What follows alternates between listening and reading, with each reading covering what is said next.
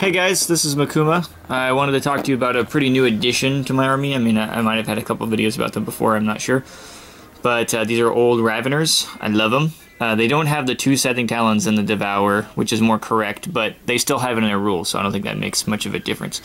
So they get to reroll all their failed attacks in close combat. Very nice. And then they get 3 shots at 18 inches. Very also nice.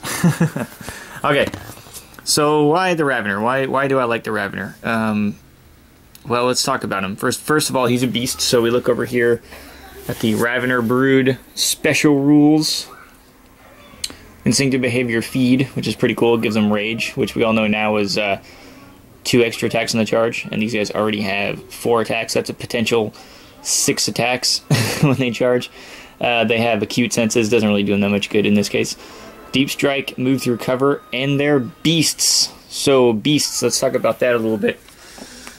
I'm sure a lot of you guys already know this stuff. I'm just using the rulebook so that I can keep myself honest. Okay, beasts. So beasts can move up to 12 inches in the movement phase. Beasts are not slowed by difficult terrain, even when charging. Okay, very awesome. Fallback moves with 3d6, right?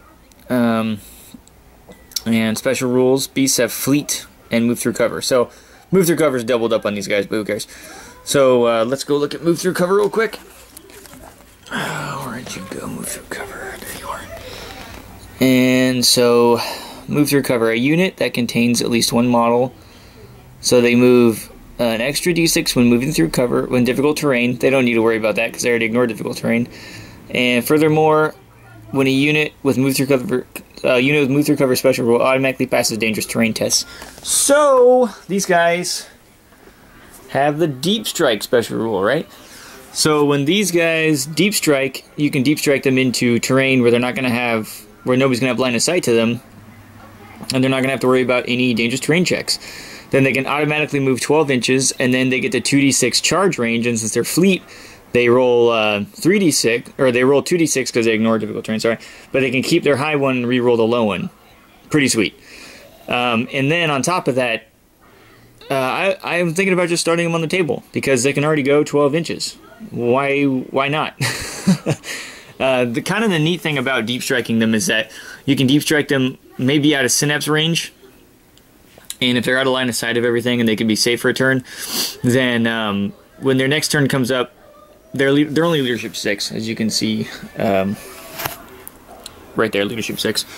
So they'll probably fail their leadership check for instinctive behavior, and then they'll have feed, which is going to be sweet because then they get to go 12 inches, probably get themselves out of cover, and then assault a unit with 2 extra attacks.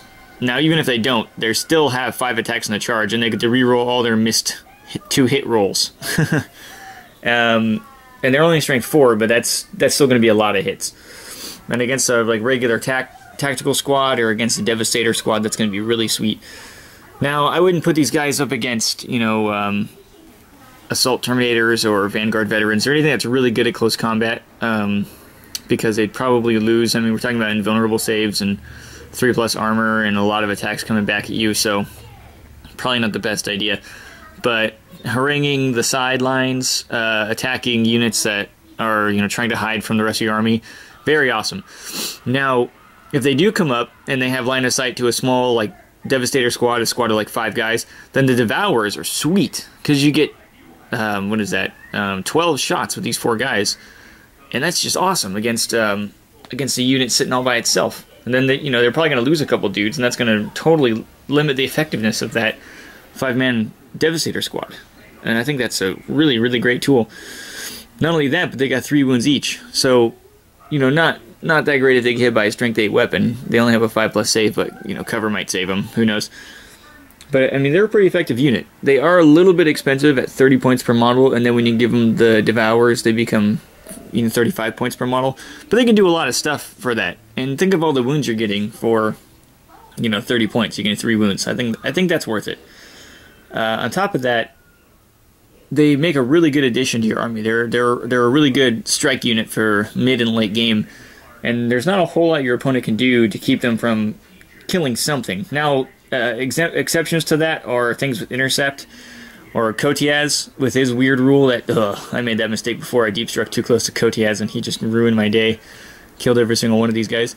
Now, like I said, I would like to add more to this brood eventually because I can have 9. I think that would be nasty. That would be a very expensive unit. Maybe too expensive, but it would be really fun to play. And if anybody's thinking about getting some Raveners, I suggest doing it. I mean, I think that they're a totally good unit. So go ahead and leave your comments below. Tell me if you hate Raveners and you think I'm stupid. That's totally fine. I don't mind that. And tell me if you think I got any rules wrong. And I'll be all ears. Alright, thanks guys.